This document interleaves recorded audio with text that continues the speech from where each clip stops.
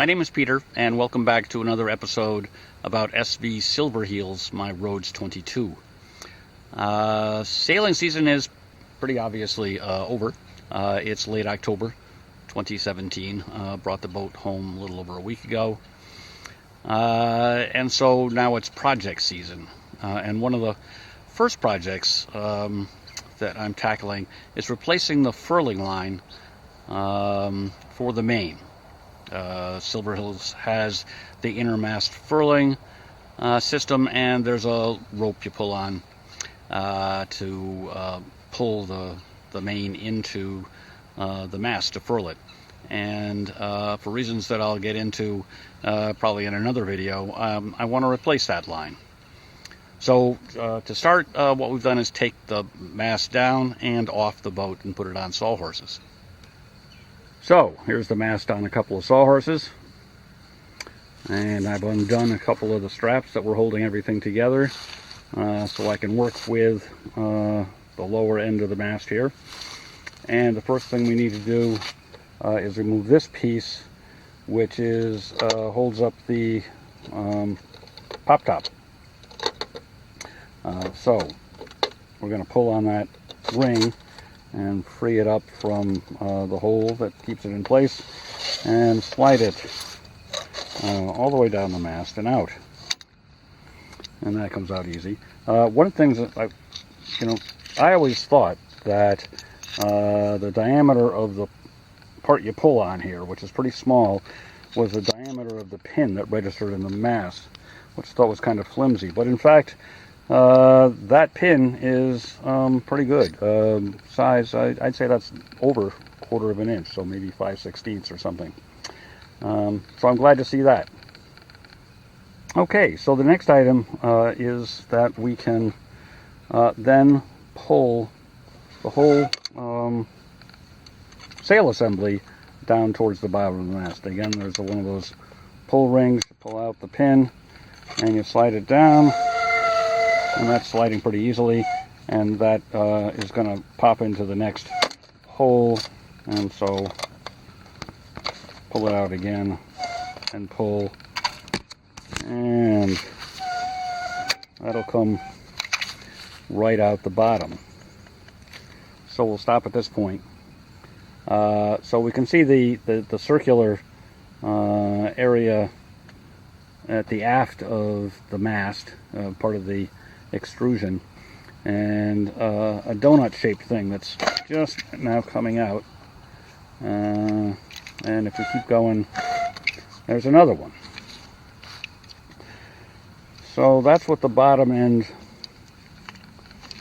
of the IMF assembly looks like. This is all stuff that Stan builds, except for the mast, of course, itself, and I'm not sure where he gets this aluminum piece that's at the center of it all.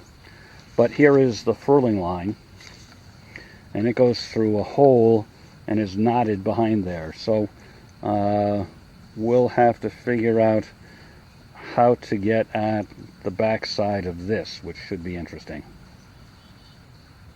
All right, after studying this for a minute or two, it seems that we're going to want to get at the end of this round aluminum piece.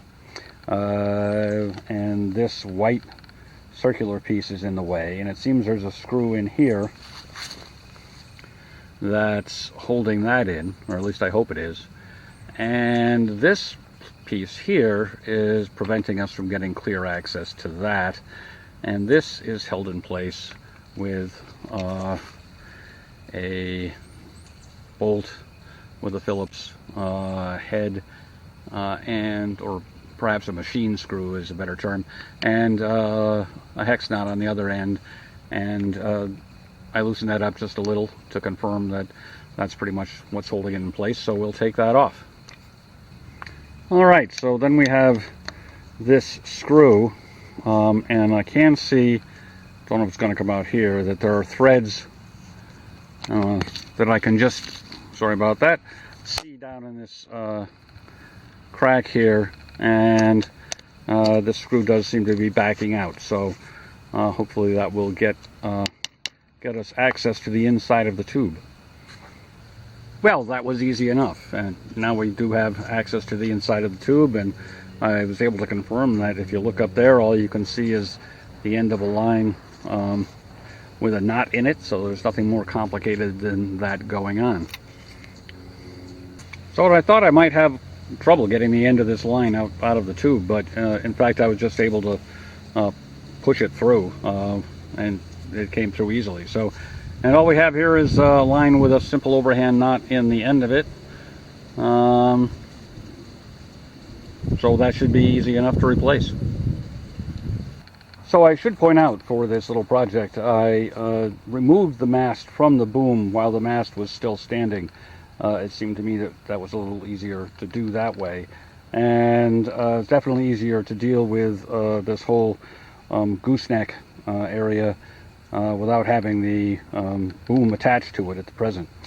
So, and while I had it out, it was I could use gravity to help me feed the new line through the boom, and now I've got it run up here and through the hole, and we'll just tie the overhand knot in here, and we'll be as good as new. So that's that. Easy enough to do if you have the boat on land and the mast down and on a pair of sawhorses. It's quite easy to do. To try to do this with the mast still on the boat would be trickier. So there was actually nothing wrong with that furling line, except it was too short for a new way I'm going to rig it. But that's going to be covered in a different video. So thanks for watching, and see you next time.